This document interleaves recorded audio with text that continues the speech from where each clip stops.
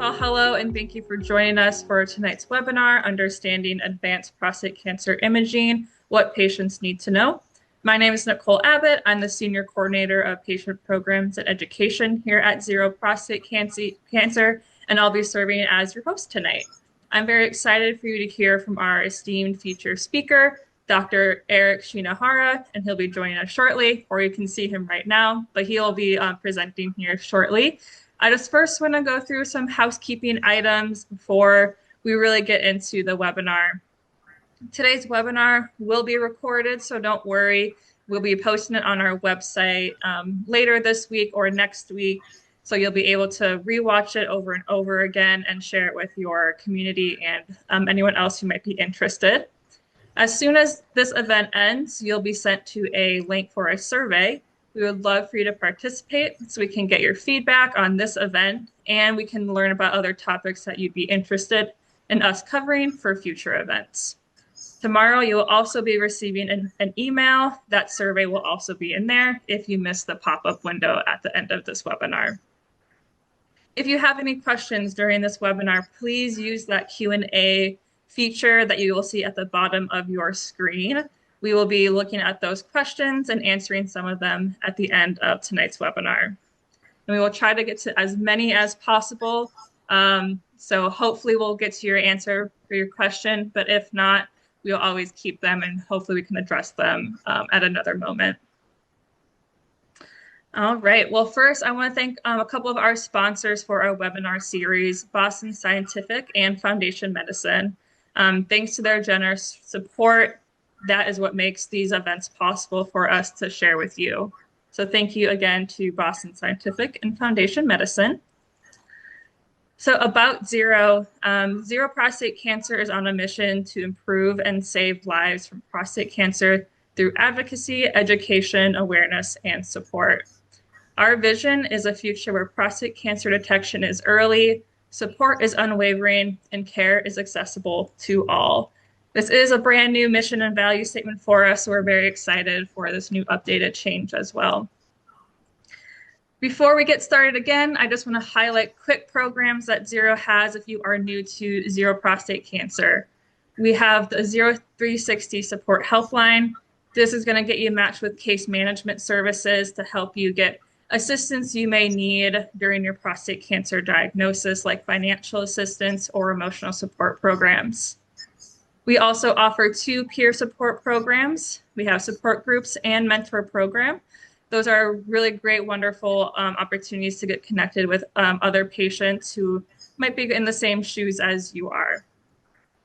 If you're more like to be online, we also have some online communities where you can connect with patients and caregivers as well.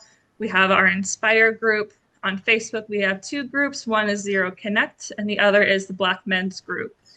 So those are 2 wonderful groups you can join if you are wanting to get connected in a very informal online setting. I also want to invite you all to our upcoming educational summit happening June 3rd through the 5th. During this virtual summit, we will have sessions on treatment updates, active surveillance, insurance. We'll have time with expert Q&A sessions, and so much more. We will also be having support groups and other ways to connect with attendees. Zero and our partners every single day, so you have so many opportunities to connect with others. Please, if you want or are interested in, please register now at the link provided in the chat. And without further ado, I want to welcome our speaker, Dr. Eric Shinohara. He is a radiation oncologist, and he is also part of Zero's Medical Advisory Board. He will be doing our presentation tonight. So, Eric, if you would feel free, go ahead and get started. Great. Well, thank you for that kind introduction, and it's great to be here with all of you tonight to talk about advances in imaging and prostate cancer. So as mentioned, I am the chair of the Department of Radiation Oncology at Vanderbilt University Medical Center, and our topic tonight is advances in prostate cancer imaging. And I do not have any conflicts to report. So for this topic, we are going to focus on specifically the role of MRI scans and PSMA PET scans in prostate cancer. And these imaging modalities can be used at various different points during a prostate cancer journey. Some of these are well-established uses for these two types of imaging modalities, and others are still being investigated actively. So up front with screening, as you all know, PSA is typically used for screening processes, but oftentimes we find that folks with elevated PSA, even after biopsy, may not be found to have prostate cancer. And is there a way we can better screen folks using some of these imaging modalities to make it more likely that we're able to find clinically significant prostate cancer? After the diagnosis of prostate cancer, can we then use these imaging modalities to better stage patients so that we know both locally in the area of the prostate what the extent of the disease is, as well as distantly, so regional lymph nodes or bones? And then treatment planning, there are a number of treatments available for prostate cancer. I'm going to focus a little bit on surgery and radiation, but there's many ways that physicians use MRI and PET scans for planning for those two modalities once the diagnosis has been made. And then during follow-up, as we are monitoring the PSA, there comes points where it's advantageous to obtain these types of imaging modalities to try and identify where the PSA is coming from.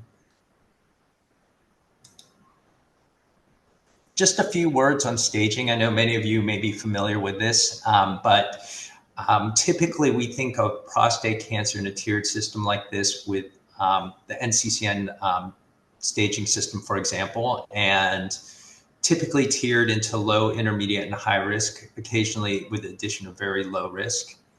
And we look at a number of clinical factors when we use this tiered system. So we look at the PSA, we look at the Gleason score, and we look at the T stage.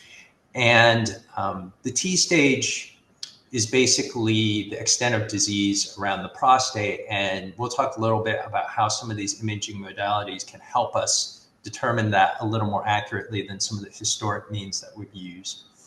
Additionally, as we become better at treating metastatic disease, particularly oligometastatic disease, ability to better able define that state is important. So ways to determine lymph node involvement or bone involvement is important, and trying to do that as accurately as possible. We'll talk about that a little bit as well. So as I had mentioned before, PSA screening, again, as many of you know, in higher risk men, oftentimes recommended between 40 to 45 years of age, and in the general population at 50, although there is some variability in those guidelines. But even when using that traditional threshold of 4, as you can see here, up to 70 to 80% of men who have a PSA of greater than 4, ultimately, when they're biopsied, don't have prostate cancer. And so there are a number of studies that are underway to see if we can improve upon that using MRI and PSMA PET scans. Historically, the way we've been staging these is with the physical exam. So as you can imagine, a digital rectal exam is very limited in its ability to assess a prostate. There's really only the ability to palpate the posterior part of the gland, and you can't really look at it in its entirety. And we've used ultrasound, CT, and bone scan for further staging, but I've listed some of the limitations there. So ultrasound actually doesn't find lesions within the prostate very well. As you can see, only maybe 10 to a third of the time do you actually identify a nodule within the prostate. And oftentimes, even when these nodules are identified by ultrasound, they don't turn out to be malignant. And this affects our ability to find clinically significant prostate cancer using biopsy, because we're not really targeting a specific area. And we'll talk about how we can fix that with MRI scans. Bone scans have historically been used to assess the skeleton to see if there's any metastases to the bone, but it has limitations in that oftentimes the PSA needs to be fairly high before a bone scan will become positive. And sometimes other disease processes or conditions can cause a bone scan to light up. So on the right, I've shown a picture of a bone scan, and you can see areas lighting up that are actually arthritis, not prostate cancer. So things to be mindful of. I think most of you know are familiar with the MRI, but just to go through the process. So it's just a picture or a cartoon on the right of an MRI scanner, but essentially what an MRI scanner does is it creates a very strong magnetic field that causes protons within the body to polarize or align in a specific plane. And then using radio frequency pulses can cause those protons to spin out of alignment. And based on their return to the alignment, they release radio frequency pulses that can then be detected to reconstruct an image. And this has really been an advancement, and we'll talk a little bit more specifically how this has helped in prostate cancer. Some things to be mindful of with the picture: as you can see, the bore on the MRI scan is pretty small, so it's not uncommon for men who haven't had it before to get a little claustrophobic, the first time they experience this, and sometimes even subsequently it's difficult. And so sometimes some sedation is needed. Additionally, because we are using strong magnets, oftentimes things in the body that we implant, like stents or pacemakers, you need to be cautious with. Many now are MRI compatible, but that's something just to be mindful of with these scans. And you may hear this term, particularly in radiology reports or if you Google it, but multi-parametric imaging. So when we obtain these MRI sequences, you can set the parameters to the machine to different settings to get different types of what they call sequences. You can add contrast, which can aid in detecting things. So what you can do is get a variety of different sequences that give you slightly different information and combine that information to increase your accuracy in identifying suspicious lesions within the prostate. And in multiparametric imaging, the three most commonly used sequences are T2 weighted imaging, diffusion weighted imaging, and dynamic intravenous contrast enhanced imaging. And so I'll start with T2. T2 looks at the water content of tissue. And just to give you an illustrative example of how MRI adds to what we do with CT, I've got a T2 weighted image at the top here. And in the front here, you can see the bladder, just behind that, the prostate, and then the rectum here. And below it is a CT at a similar level. And you can see anteriorly the bladder, again, the prostate here, and the rectum below it. And on the CT, identifying the bladder and the rectum are relatively easy, but you can see the prostate is a pretty homogeneous or consistent in color. It's hard to see any kind of anatomical structures in it. Whereas on this MRI T2 sequence, you can see the peripheral zone in white here and the transitional zone in the middle. So you can actually see the individual lobes of the prostate.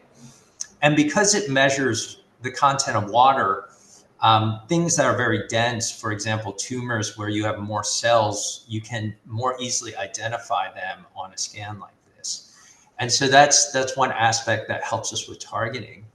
Additionally, diffusion weighted imaging looks at the permeability or the ability of the water to diffuse through different tissues. And so tissues that are very dense, again, like tumors that are very cellular, there can be slower rates of diffusion, and you can combine that information with the anatomical information you get from the T2 scan.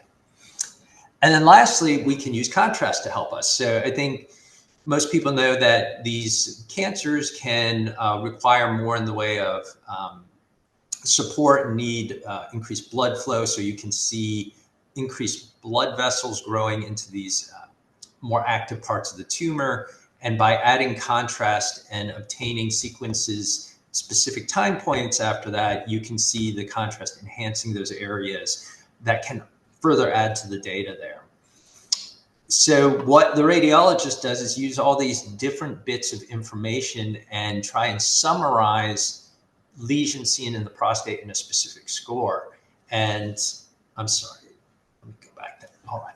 So this is known as a PIRAD score, which stands for Prostate Imaging Reporting and Data Systems. And it's got 5 categories, everything from PIRADS 1 being highly unlikely, PIRADS 2 unlikely, PIRADS 3 essentially equivocal, 4 as likely being clinically significant cancer, and then PIRADS 5 being highly likely to be present.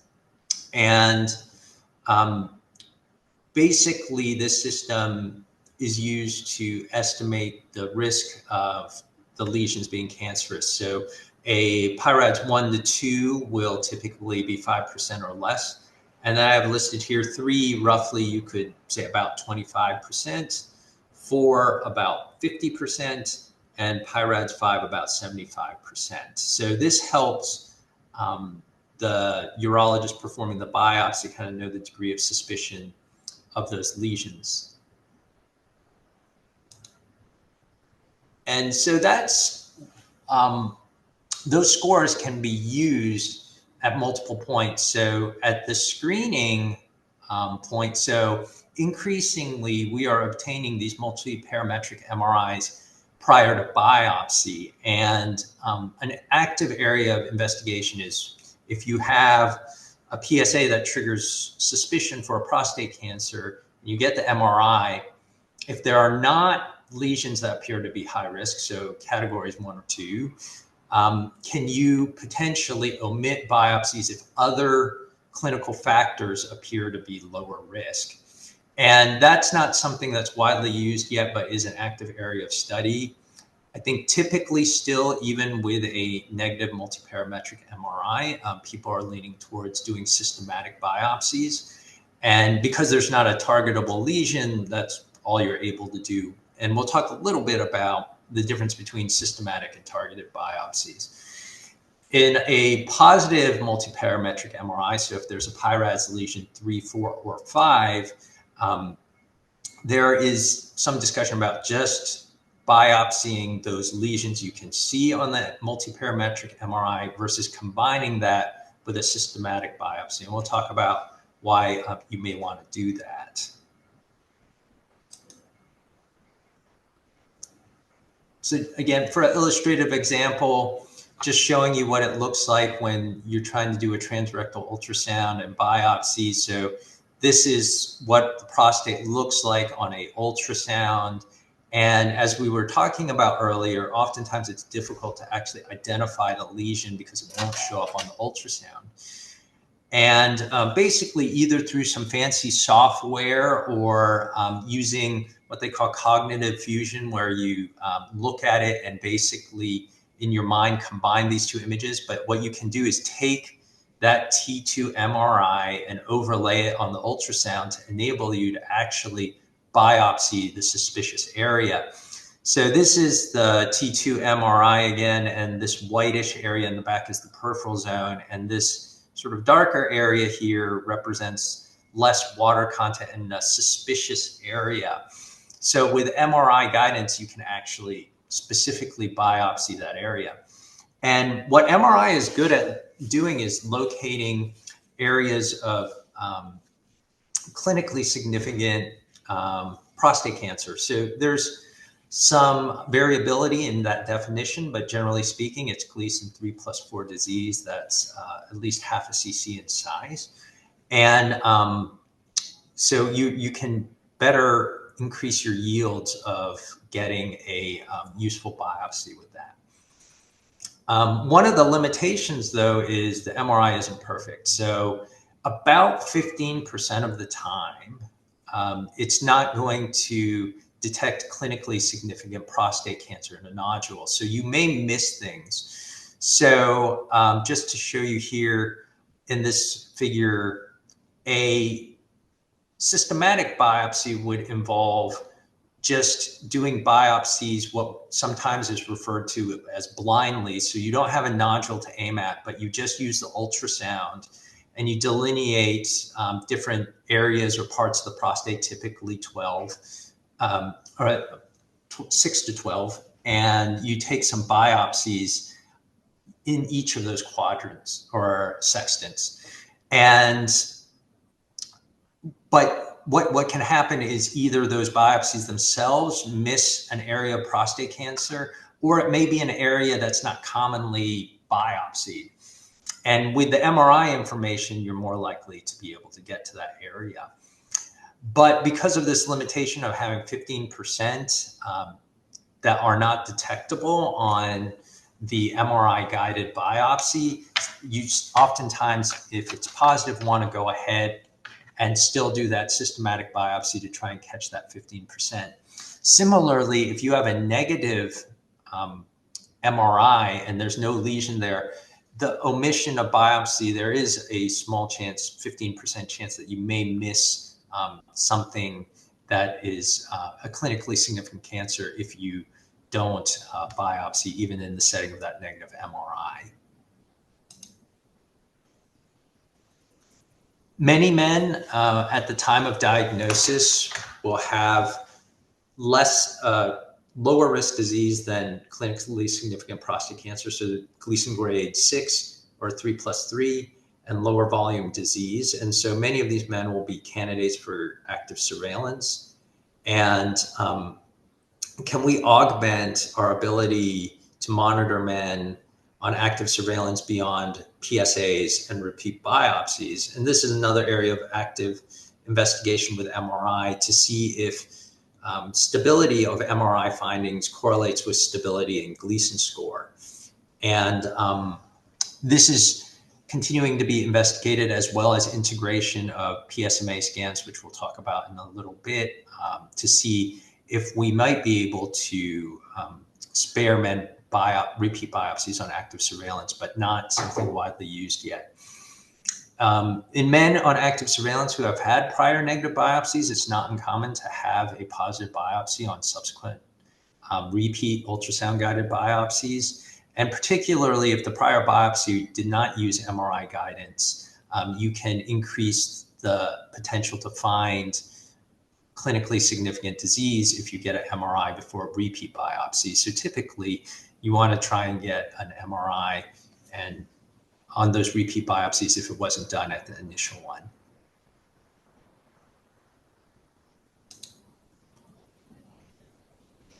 MRI for staging. So as we mentioned before, and as you saw on the CT, it can be difficult to see the extent of disease with T staging, and the digital rectal exam is limited in that it has to be fairly bulky disease before you're able to palpate it versus seeing it on an MRI scan. And so for the purposes of T staging, you want to look for extraprostatic or extracapsular extension. You can think of the prostate as surrounded by this fibrous capsule, almost like an orange with a rind around it. And if the cancer gets aggressive enough where it can actually break through that capsule, it suggests it's more aggressive, and you can oftentimes see this on MRI. Similarly, there's a pair of glandular structures posterior to the prostate, the seminal vesicles. And the normal seminal vesicle is here at the end, this white comb-shaped structure. And the more dense part of it here is concerning for invasion into the seminal vesicles, so seminal vesicle invasion. Historically, we used to get CT scans along with MRIs to help with nodal evaluation, but studies recently have suggested that MRI scans can evaluate for nodal disease in the pelvis. So it's oftentimes now used for that purpose as well.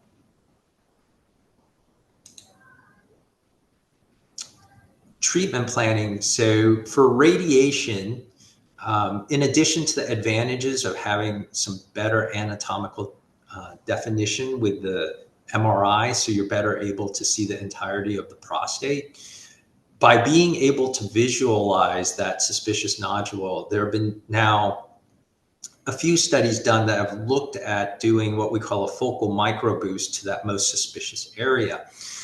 And when done carefully, you can get higher doses of radiation to that specific area in addition to treating the rest of the prostate. And studies have shown that that appears to improve our ability to control the disease with a longer biochemical free survival with boost to those areas. And importantly, when planned appropriately, not increase the rate of toxicity. So that's an important aspect that we can use MRI for now. Surgeons similarly will look at it for extent of disease, extraprostatic extension, if present, where is it near nerves, identifying the nerves and the location to the dominant lesion for nerve sparing approaches and things like that are important. So those findings can be applied to surgical planning as well. And then post-treatment, so whether men pick radiation or surgery as a definitive treatment modality, there's the possibility that on subsequent PSAs, there may be a rise if the primary treatment was unsuccessful. And so in those cases, we want to find where the PSA is coming from. And here, oftentimes, we do combine MRI and PSMA PET scans. But we want to evaluate locally. So in the event radiation didn't work, we can look at the risk of extraprostatic extension on the MRI or invasion into the seminal vesicle. We can try and compare what the dominant lesion looked like on MRI pre-treatment and post-treatment. And this can influence whether you may potentially want to look at reirradiation or surgery for the prostate after radiation. And you get an idea about the lymph nodes as well. After surgery, if during the time of surgery, a few prostate cancer cells may have been left behind, you could see a nodule or something like that that has formed over time in the prostate bed, or areas that get metastatic disease in the pelvic nodes on a MRI scan. So it can be a very useful tool to try and find these areas. Sometimes it can be a little difficult with a PSMA PET because of the uptake in the bladder to see things in the prostate bed that you may be able to see on the MRI. Which is a good segue to our next topic, PSMA PET scans. So many of you know PET scan stands for positron emission tomography. And I think sometimes people think of the word PET as synonymous with FDG or fluorodeoxyglucose PET, which is the one people think of where cancers use sugar and there's increased sugar uptake.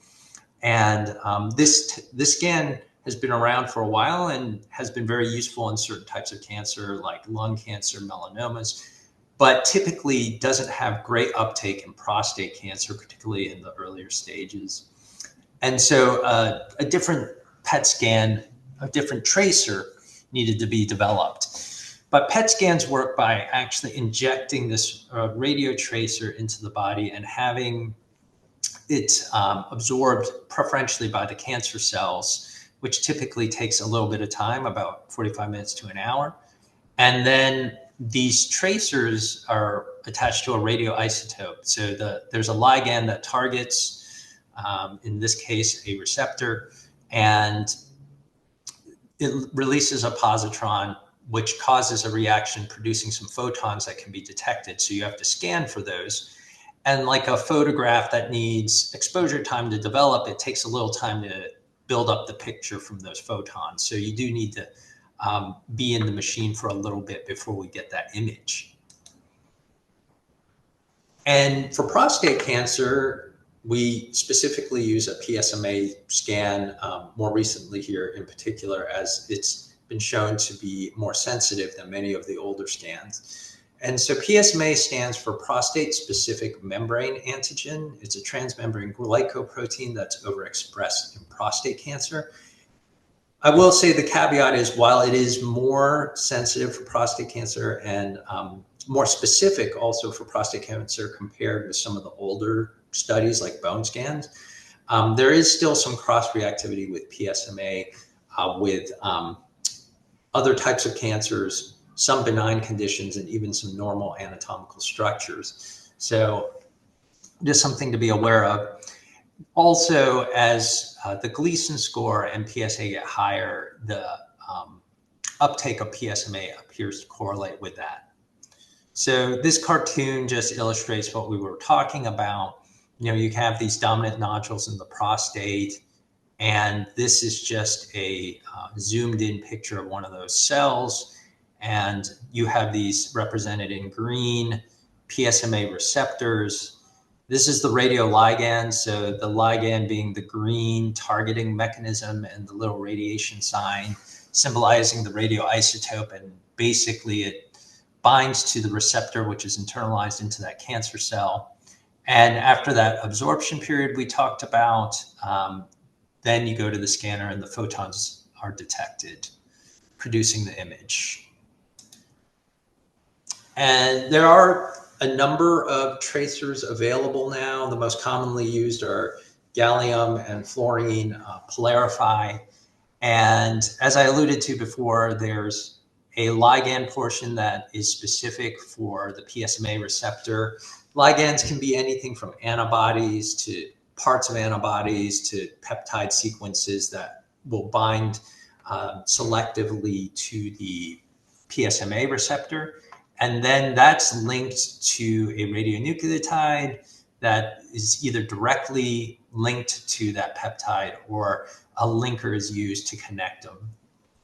And a CT scan is typically obtained in conjunction with the PET scan because it provides anatomical information that you can then combine with the PSMA scan to better know where that uptake is actually coming from.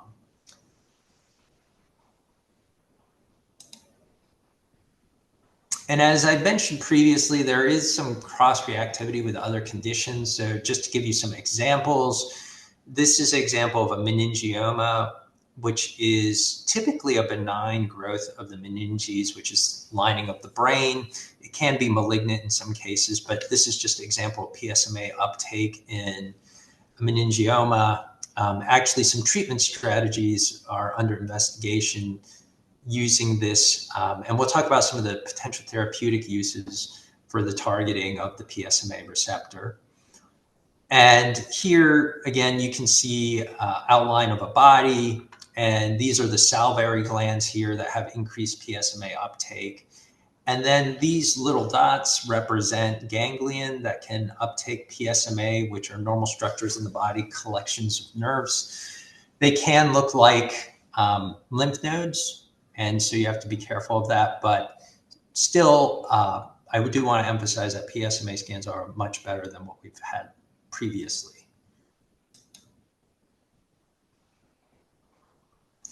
At initial diagnosis, particularly in men who may be at increased risk for metastatic disease to the lymph nodes or bones, PSMA scans have been shown to be more accurate than older staging systems where we used CT versus CT in combination with bone scan, with an accuracy that was 27% greater. Typically, this is used more in men with unfavorable or high risk prostate cancer for staging. There is a little variability in the range of sensitivity, so how likely it is to find a lymph node or bony area that's actually involved, depending on the study, but it appears to be pretty specific. So if you do see a lesion, it's pretty likely that that does represent cancer. So largely, this has supplanted CT and bone scan in staging of unfavorable and high-risk men.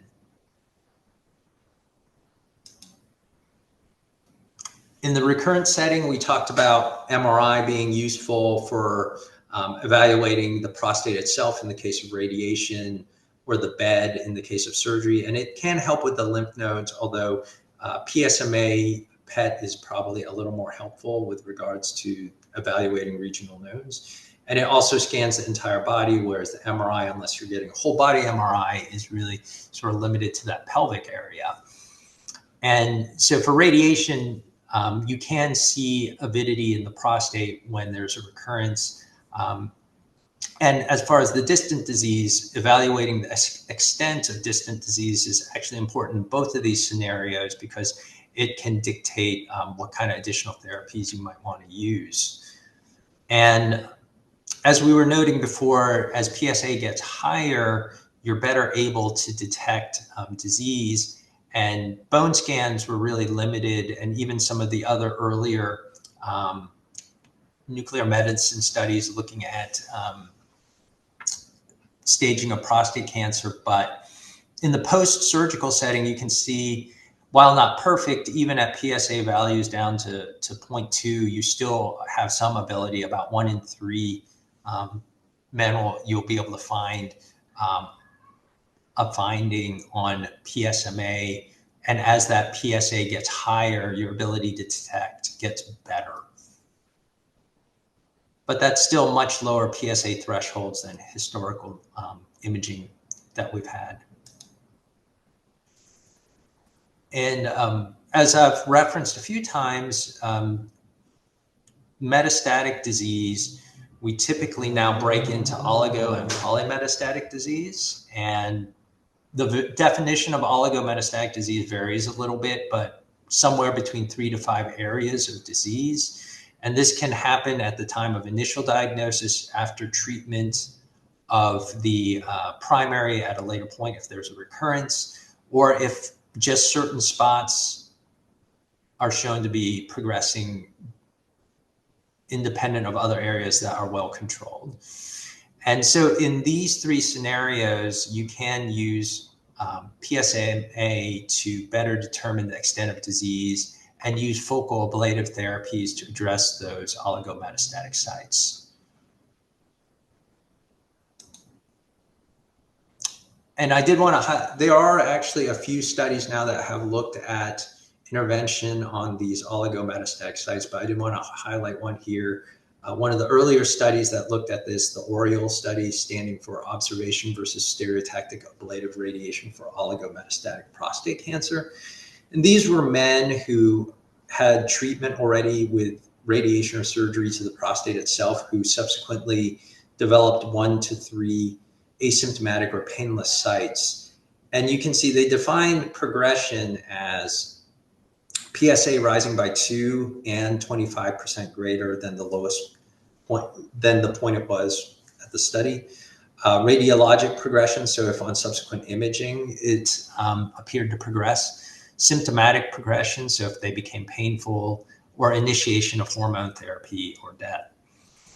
And overall, when they looked at the 6-month time point, about 20% had progressed in the group of men who got the stereotactic radiation to all sites that could be seen with MRI, CT, or bone scan, versus about 60% who progressed, who only had the observation. And if you only look at that first category, just the PSA, it was about 10% versus 50% progression between those men who got SBRT and those who had observation. The interesting part was this study was done when PSMA still had not been approved for clinical use. So they obtained the PSMA scans, but did not use them for the radiation planning aspects of this. So what they did is, in retrospect, looked at the PSMA scans and saw in men who had all of their lesions treated versus those who had other lesions that showed up on PSMA that had not shown up on their CT, MRI, or bone scan, what happened. And in men who had all of their PSMA avid lesions treated, progression at 6 months was only 5% versus about 40% in men who only had some of the PSMA avid lesions treated. So I think this speaks to the added information that you get from PSMA scans and the potential benefit by being able to identify all of those areas of disease and treat them. Now, many of you may be asking, okay, you can make a ligand that can target the cancer and you can image it, could you not attach something that could destroy the prostate cancer and use that? And that's sort of the rationale behind Pluvicto. So from an imaging perspective, the PSMA scans that we talked about are oftentimes used as a screening procedure to make sure that the prostate cancer actually takes up the radioligand actually binds appropriately to the PSMA receptor, and that it's likely to respond. So that's another use for these scans. But then you can treat them therapeutically by attaching this beta emitter that can then destroy the cancer cells. And so there's been a lot of interest in this as a therapy in men who have had castrate-resistant disease that hasn't responded or has become resistant to other lines of therapy. But there are a number of clinical trials looking at integrating this earlier on in the disease state and combining it with other treatment modalities, for example, stereotactic body radiation therapy. And so just to close, I wanted to talk about some future directions. As you heard, they're oftentimes complementary modalities. So we will be obtaining MRI and PSMA PET scans. And there is some interest in, can we combine the information we're getting from MRI and PSMA and get even better at defining things like PIRADS categorization and the risk of clinically significant disease using a fusion of the information we're getting from PSMA and MRI. There are also interests in additional MRI sequences. There's some novel sequences that are being used, not widely available.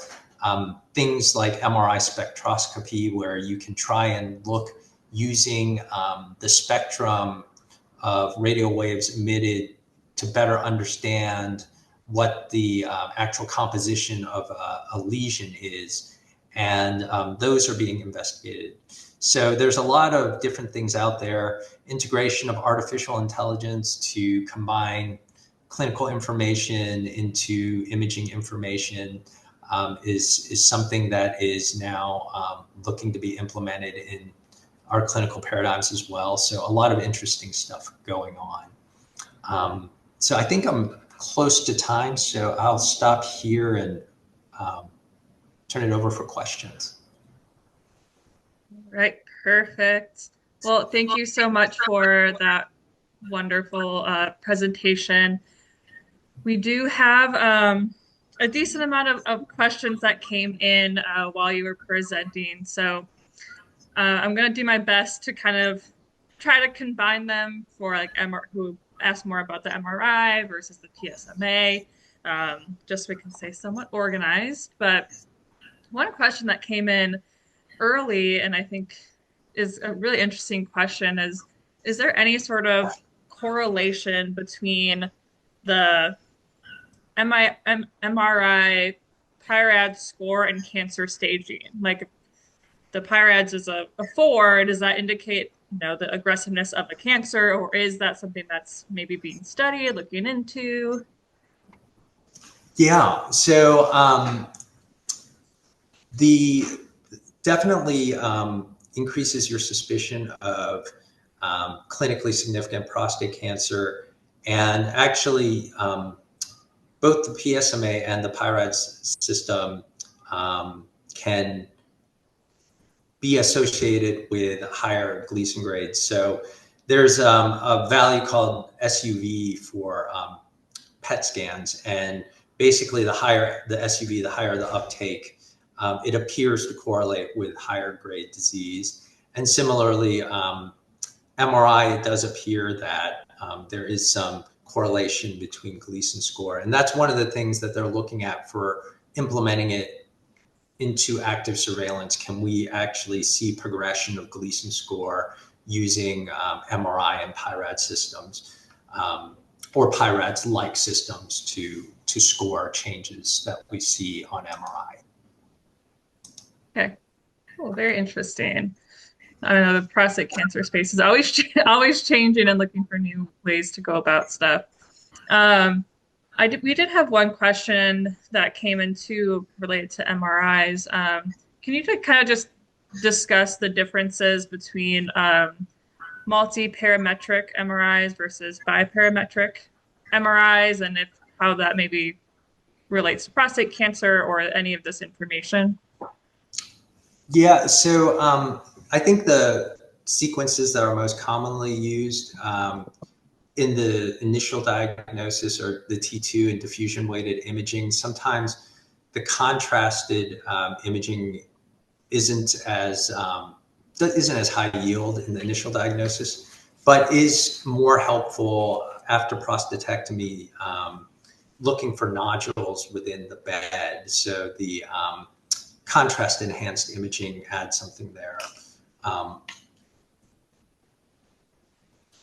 Okay, sorry. Jeremy joined us for a second, but awesome.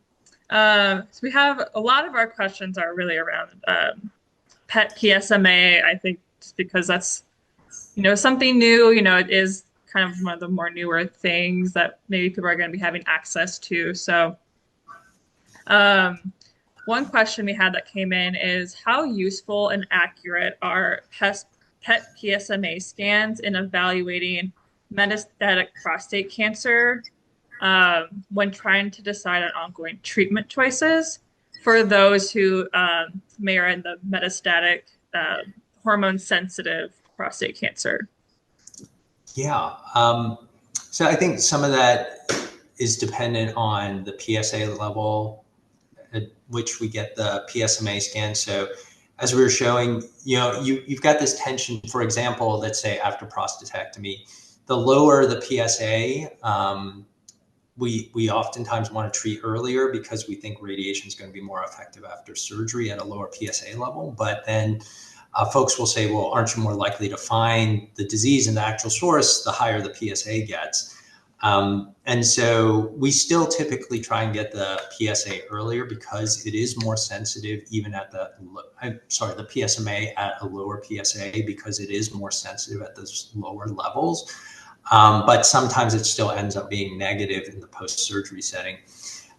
In the upfront setting, it's certainly a lot better than the historical CT and bone scan.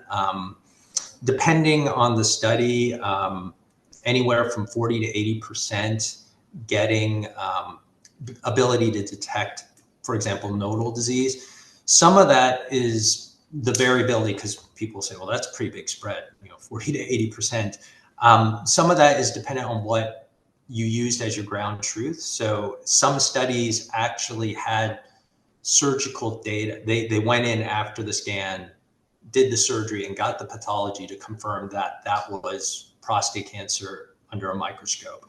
Other studies did radiologic progression. So they got subsequent imaging and said, okay, it's bigger or it's different. And that is enough to clench that that's progression. So then the sensitivity oftentimes is lower in those pathological studies where they got actual surgical confirmation versus radiologic confirmation.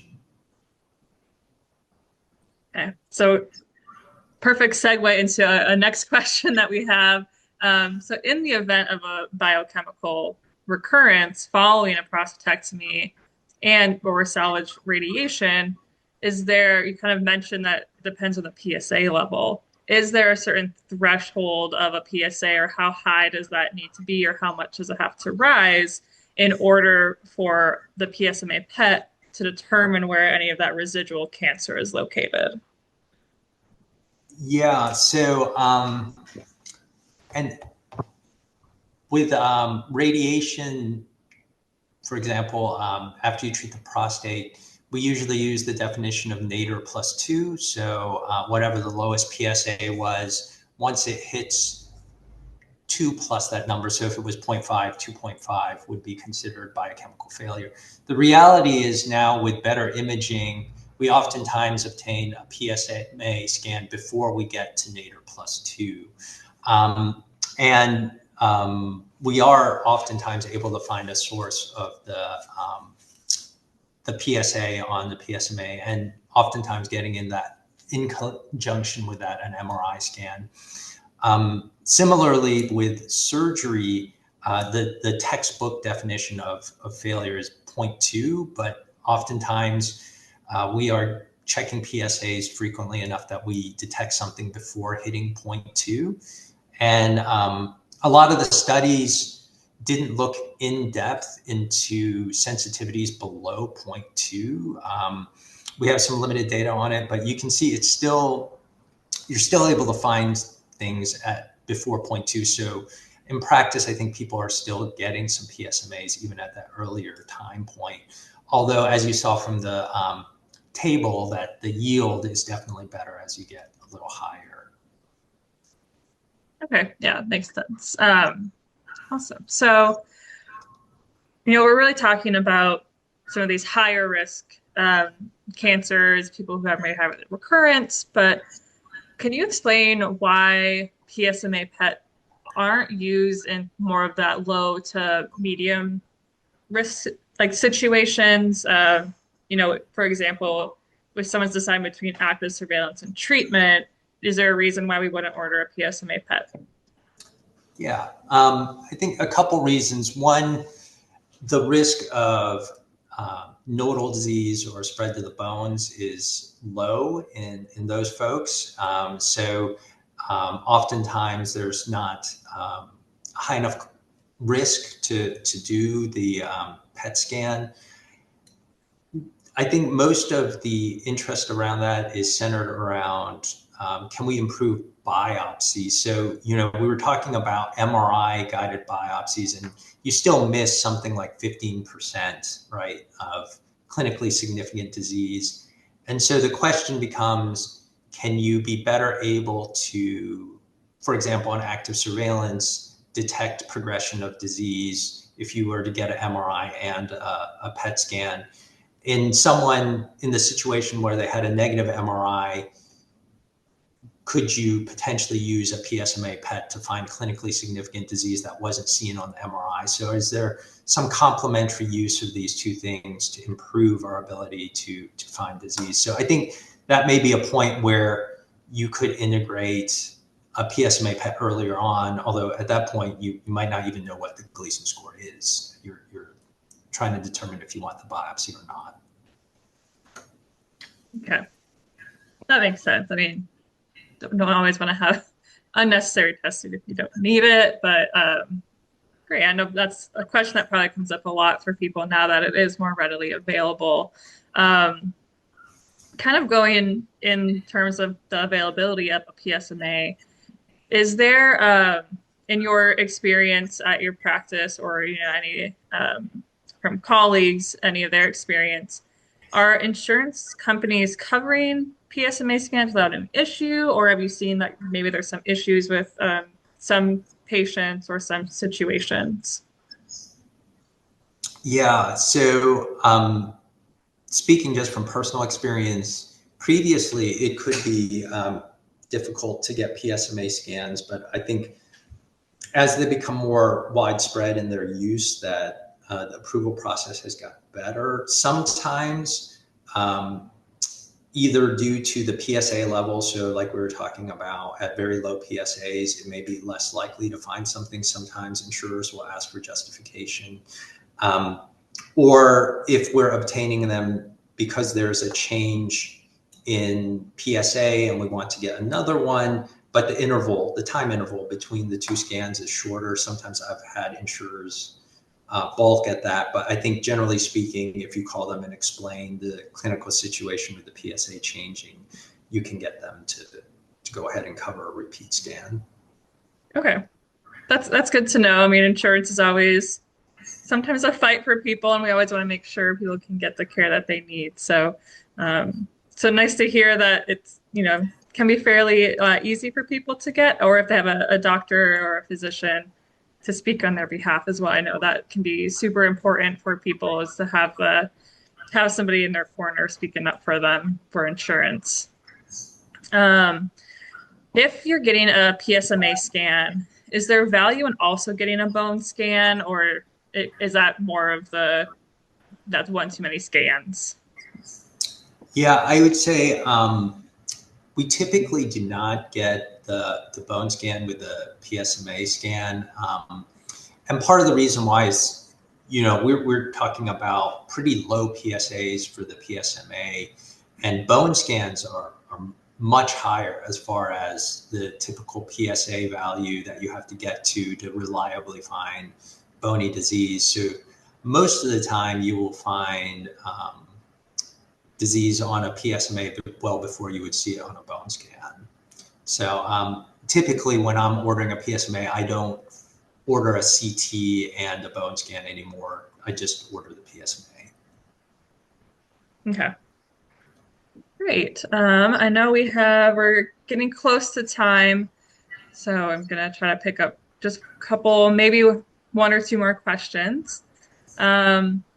One is, what criteria do doctors use when determining which PSMA tracer to use? Yeah, so there's been a lot written about this today, up to this point, where people have been trying to compare these different tracers, because as you can imagine, people want to figure out which one's the best. And the results have been somewhat disparate. I don't think there's a clear winner amongst them. We happen to use the gallium one, but I don't know that inherently one has been proven indisputably better than the other yet. Okay. Great. I'm just gonna take a quick look at questions, see if we can get one more in. Awesome. We'll have a next question is kind of what's next or what's in the pipeline for you. What are the latest developments in identifying micrometastases in prostate cancer? Yeah, so micrometastases, there's a lot of stuff going on. There's high frequency ultrasound to try and look at the prostate to look for smaller areas of disease using ultrasound. Circulating tumor DNA is another big one for detecting low levels of disease. Fortunately in prostate cancer, we have a great biomarker in PSA and ultrasensitive PSAs that can detect low levels of disease.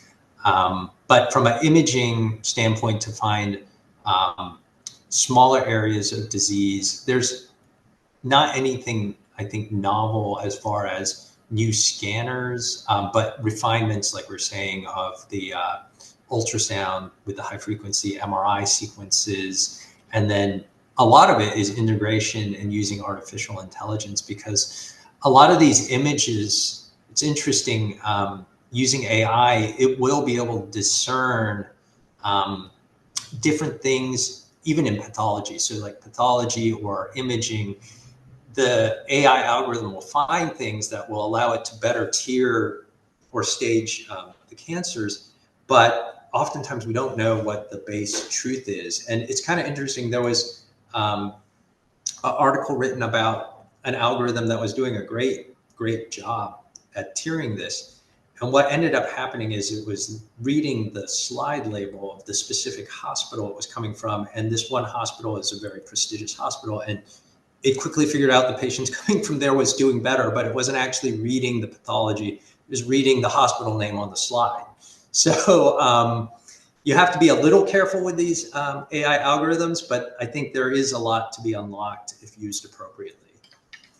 Yes, for sure. I think that's kind of where we're heading is, AI is probably going to be part of a lot of our jobs and even in the medical space, but, always got to keep an eye on it. But awesome. Thank you so much, Dr. Shinohara, for such an informative presentation and discussion with our questions here at the end.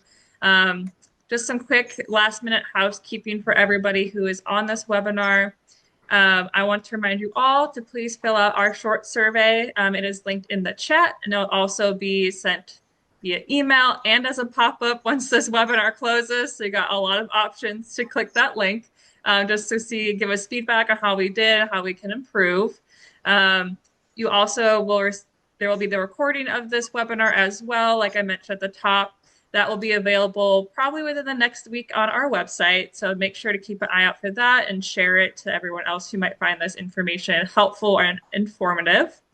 And I also want to do one last plug for our virtual summit that is coming up here on June 3rd and through the 5th. We have the registration link also in chat there, and that link will also be in your follow-up email. So that's just going to be 3 wonderful days of sessions just like this one to learn more about prostate cancer, side effects, eating healthy, nutrition, mental health, and support groups. So a bunch of awesome things for a prostate cancer community to join and learn from. So please join us for our virtual education summit. And again, thank you again for joining us. Thank you, Dr. Shinohara, for being our wonderful guest today. And I hope you all have a wonderful rest of your evening. Thank you.